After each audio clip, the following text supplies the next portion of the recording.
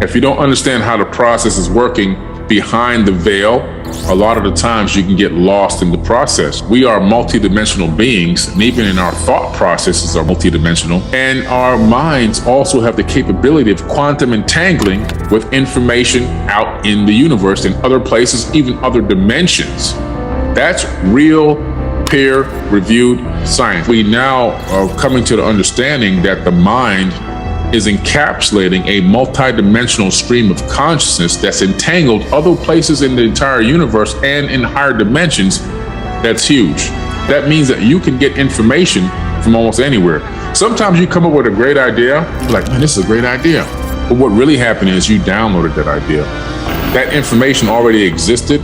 You happen to match the same frequency as that information, and you were able to encapsulate it, download it, and then you were the one blessed enough to actually discern it. That's why when you come up with good ideas, you shouldn't just go, oh, this is a great idea, and then forget all about it in the next 5 minutes and walk away and don't even write it down, don't think about it anymore. Because the miracle that you were able to get that tidbit of information, download it, and actually discern it and recognize it as a probability is amazing. And you could be one of maybe only a few people, maybe even in the universe, that happened to at that particular moment with that particular information. We're living in a holographic universe made of waves of light and frequency and vibration, and every atom is operating or vibrating at a specific frequency. We are really living in a conscious matrix, a matrix made of light. So the movie has a lot of real good correlations to this. It's really amazing. This conscious matrix, we're living in a creation that is artificially intelligent or divinely intelligent, that has the capability of running software programs, then allowing spiritual beings to inhabit coding, like inhabit an avatar body, like I'm inhabiting this avatar body right now. This body is not really me. Who am I, right? Who am I? Who is me? You know, I'm Billy Carson. Well, so let's look at this matrix a little bit. Where do you find the matrix? Well, the matrix itself, and even the movie, they got that name from the Bible. The term matrix, that actually comes from the Bible. 5 Bible results for the matrix from the King James Version. Exodus 13:12, thou shalt set apart unto the Lord all that openeth the matrix, and every firstling that cometh of the beast which thou hast, the male shall be the Lord's. And then Exodus 13:15, and it come to pass that the Pharaoh would hardly let us go, that the Lord slew the firstborn in the land of Egypt, both the firstborn of man and the firstborn of the beast. Therefore I sacrifice the Lord all that openeth the matrix, being males, but the firstborn of all my children I redeem. So what is this matrix that they keep talking about, this being born? What is this being born that they're talking about? I mean, you just look at it, every single one is basically saying the same exact thing. When you really analyze these verses, you begin to understand that what the writer is trying to tell you is that there's 2 realities. One reality, what you're living in, which is artificial. In other words, it's this programming code, it's this coded reality. And then to get to the true reality, you have to be born. You have to be born. In other words, you have to come out of the womb. You have to awaken. And that's really what it is raising yourself to a higher level of consciousness. What does the matrix mean in the Bible? It's the translation of the Hebrew word rechem, which means womb. The matrix is a womb. And what does a womb do? It births. And openeth, meaning that which opens. So the phrase means that which opens the womb. So we're talking about giving birth. So when you exit the matrix, according to the Bible, you're being born again. You're being born into a higher level of thought, a higher level of you're becoming aware of what's really happening, what's really going on. You're now gaining another level of awareness. I believe that the human consciousness is coming in from higher dimensions and streaming down and then being encapsulated into this mind. Once you actually understand it, you realize that you're just a digit. You being in this body is like being a digit on a radio channel, right? A radio station. So in other words, if I own a radio station and I'm broadcasting out radio signals and people are picking up these signals, 99.1, 99.2, 99.3, and so forth and so on, I could be 99.1. That's the frequency that I've encapsulated from the universal consciousness. You're 99.2, that person's 99.3. And so our avatars are tuned to these specific frequencies. We're picking up these frequencies, we're animating these bodies, and we're operating. Now, the thing about these bodies is these avatars, they come with programming code built in. They come with RNA, they come with DNA. We know this for a fact through just simple science, that our bodies store 15 to 20 generations of epigenetic memories. We come in here hard-coded with memories and information from ancestors in our body that's very hard to escape.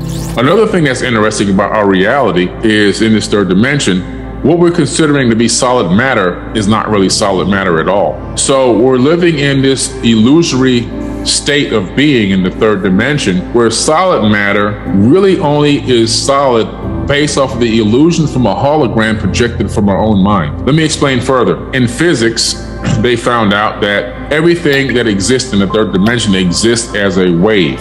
Waves of what? Waves of light. We can't see them because we only see a small percent of the light spectrum, but they are waves of light. And that means everything exists as waves. All particles, atoms, everything, quarks, leptons, they all exist as waves of light. What happens is when a conscious observer or consciousness interacts with those waves, they collapse those waves into solid matter. This right here, what you're looking at is the first picture, photograph of a particle that is in the middle stages of converting from a wave into a particle.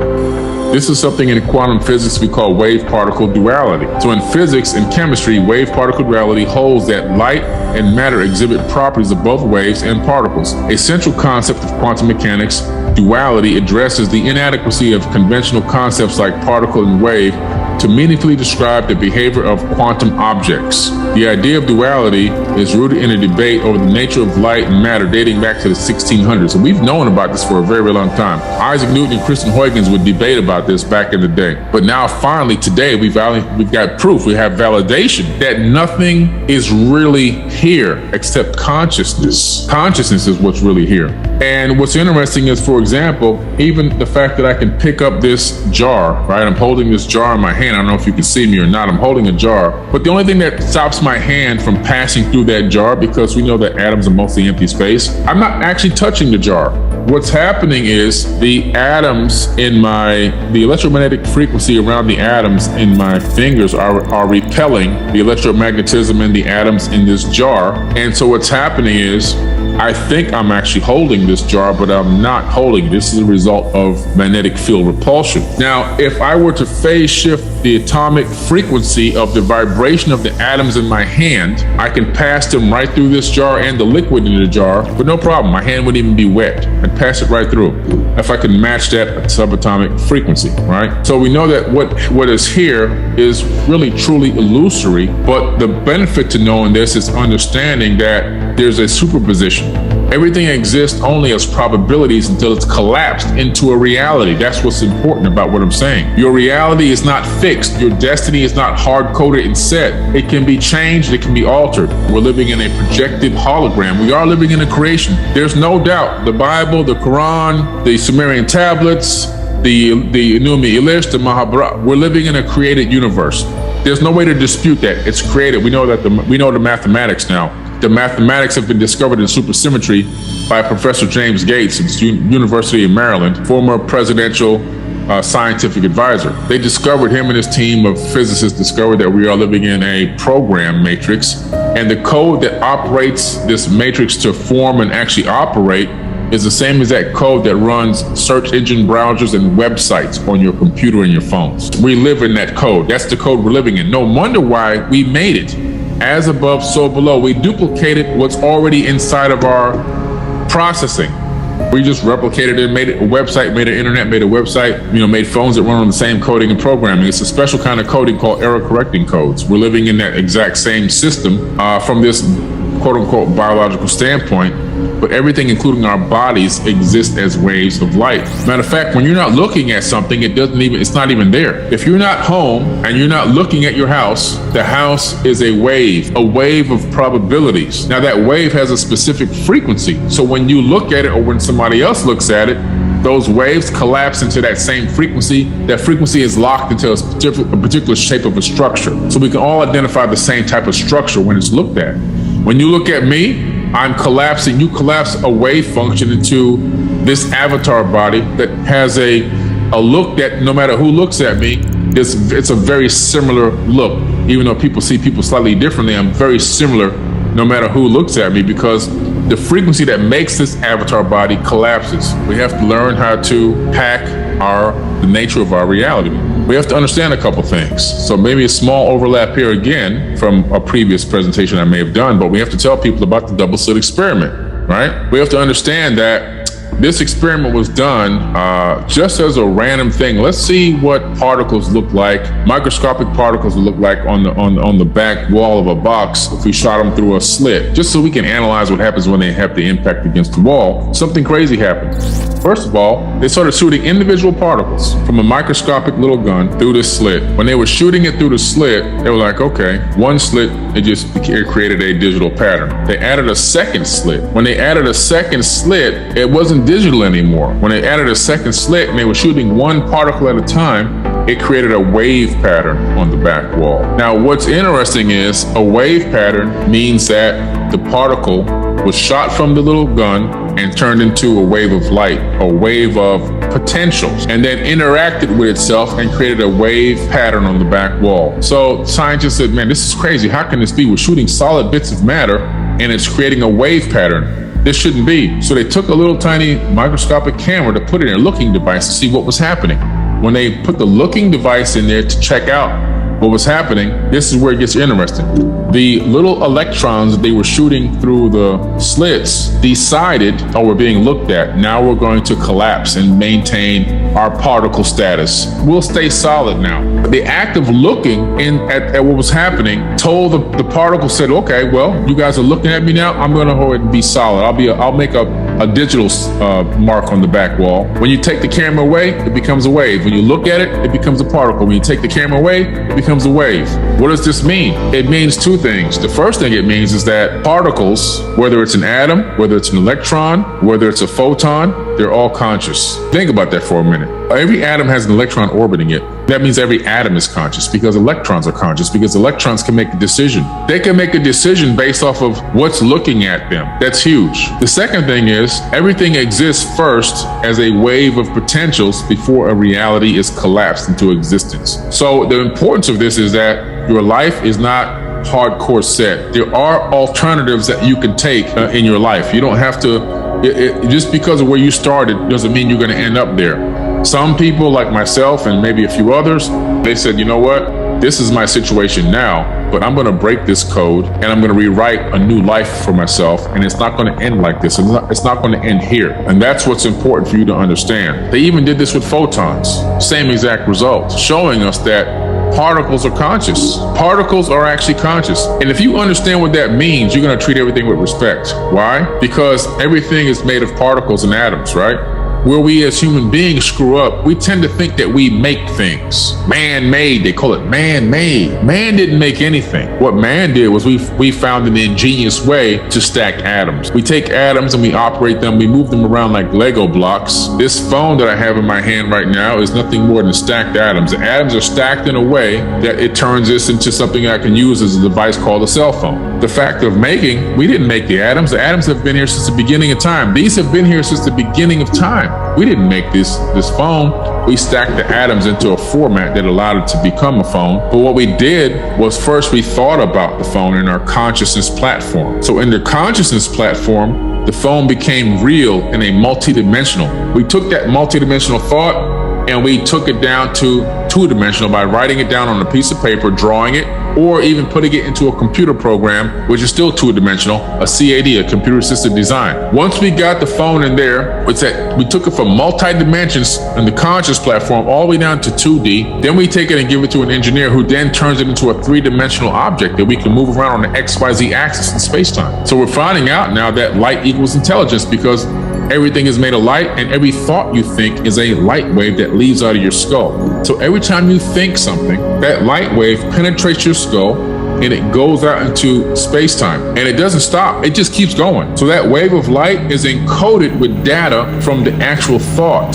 That's why it's important to watch what you're thinking. Your thoughts are powerful. Your thought light waves actually have a butterfly effect. You can be thinking ill of someone. You could be thinking bad thoughts of someone, and that thought can go out and leave into space-time, encode it with that data, and then somebody else can get that frequency. They can download that same thought frequency that you just let go out of your mind. It could have been years ago, and now they're operating on that frequency. It's embedded itself into their program code. Now they're acting on it against someone else. It's crazy. We don't understand really fully how powerful this avatar body is. Our bodies send and receive wireless information through the DNA. The DNA scientifically has been found to be able to send and receive information. Scientists took a gram of DNA, which is enough to put a drop on the tip of your finger. They were able to encode data onto the DNA. One scientist named George Church, he had an ebook with pages and graphics and everything in the ebook. He converted the ebook from zeros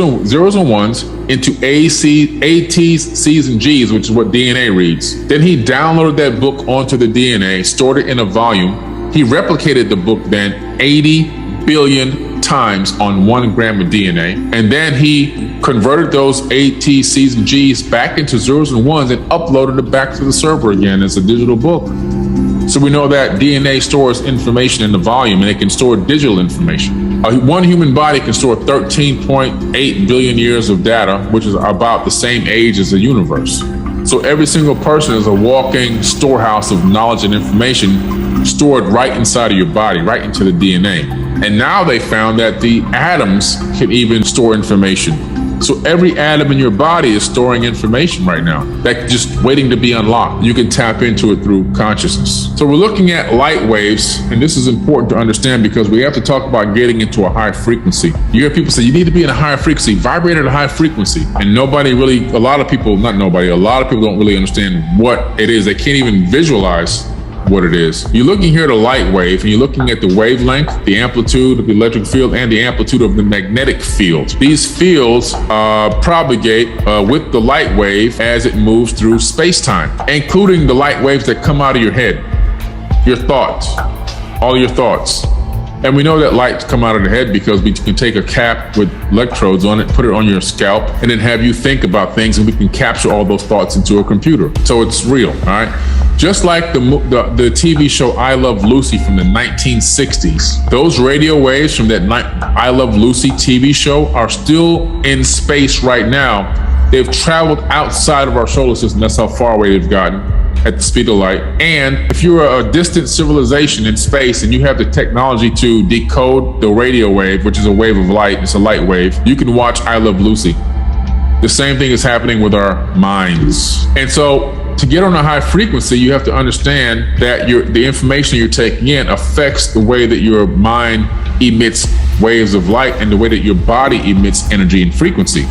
So if you're in a state of fear, doubt, turmoil, depression, those are low frequencies, okay? Those are low frequencies. So what happens is those low frequencies produce these different types of amplitude, wavelengths, and troughs. So you can see here this wave as it propagates across this plane.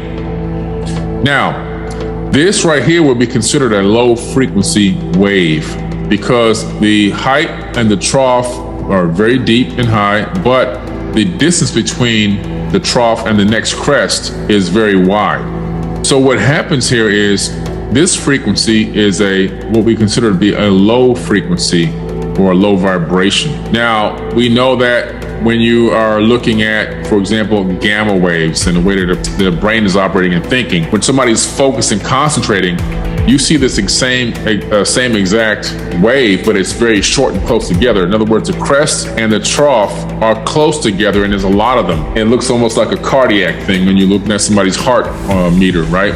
And so when you have those close in, high and low troughs, crests and troughs, very close together, you then create a high frequency. So when you're focusing, when you're intent on something, when you're meditating on something in a way that you're trying to bring it into your reality, when you're trying to put action into a thought, the brain goes into high frequency mode. Also, they found when you're operating in something called unconditional love, when you're actually thinking about people in a way that you want to be a blessing to them and you want them to be blessed, when you focus on being of service to others, all those create a high frequency vibration in the brain. Low frequency vibration, begging, hoping, wishing, depression, doubt, fear. This is why they pump the fear on the TV all day. They pump fear on the news 24/7.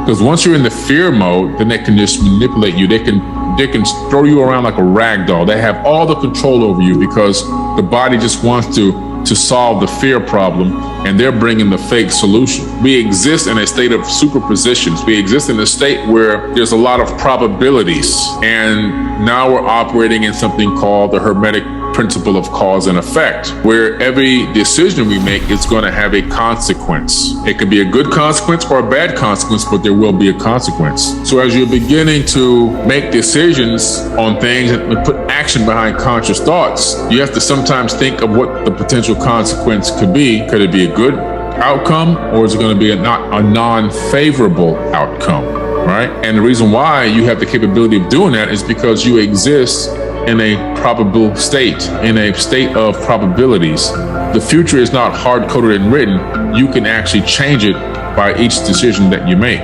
There's people that grew up where I grew up, and they decided to go down the left fork, and I went up the right fork, right? They went one way, I went the other way, and so it doesn't make them either right or wrong, or make me either right or wrong, but it's just the paths that were taken at that time. But those paths lead to places. Now, at any time, they could begin to make decisions that would then reroute them slowly to a new path.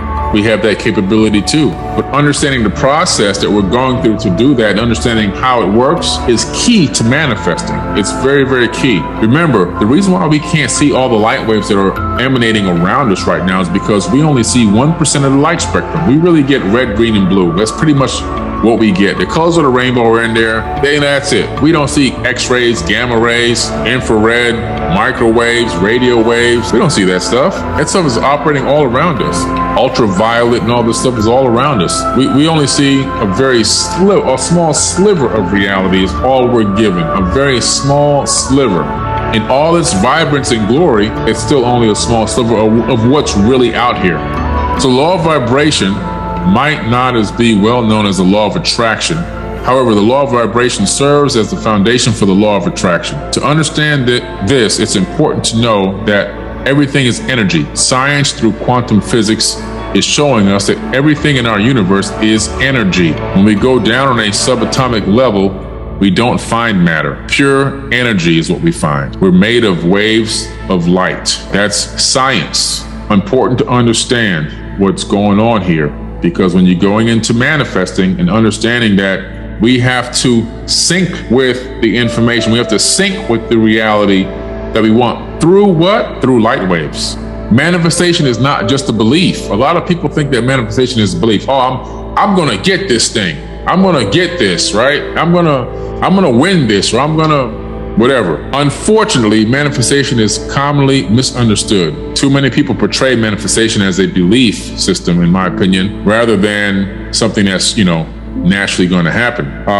Just saying that you're going to get something and, I'm going to get this. That's not going to really get it done. Now, situations may be in alignment that does happen for you. But if you look at a track record over a course of time, you'll find that that thing happening, whatever it is, over multiple attempts is going to be very, very low. Manifestation requires a process that a lot of the elites of the world, a lot of very, very super wealthy people, super wealthy people, they understand these concepts and operate and utilize them on a daily basis. A lot of the big scientific communities and so forth, same exact thing, right? This realm of manifestation and understanding a lot of the techniques and things that I'm talking to you about today, because they understand, they all operate that it's real and that it actually works, including the people that help to write the school books and everything else for for our kids to go to school.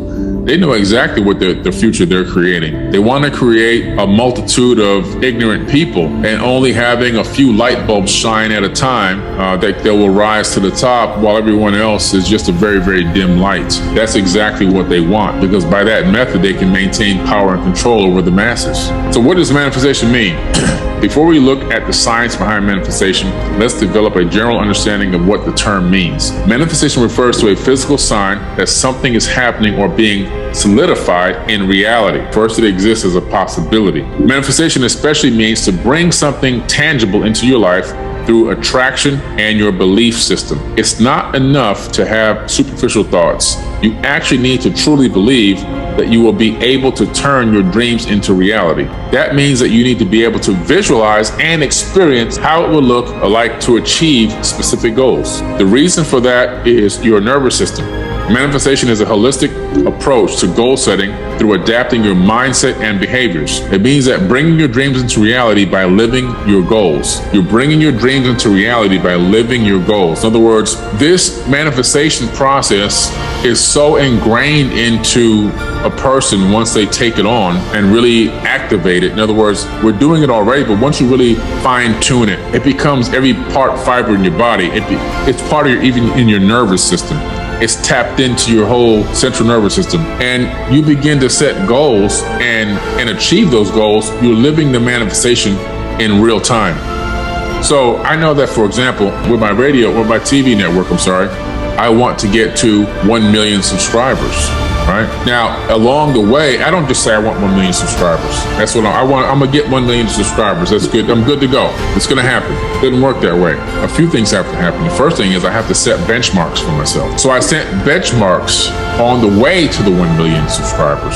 I've got to reach this by this time. I got to reach this by this date. I got to reach this by this date. This has to happen by this date. This many shows have to be released by this time. And by doing that and hitting those benchmarks, I'm living the manifestation as it's becoming a reality in real time. So I'm living the goals. I'm living inside the actual manifestation on my way to the ultimate goal. That's important because the second thing to that is it requires the actionable steps. If you don't have actionable steps to get to what you're trying to manifest, you're not going to get there. You can wish and hope all you want. It's not going to happen for you unless you have the actionable steps in place.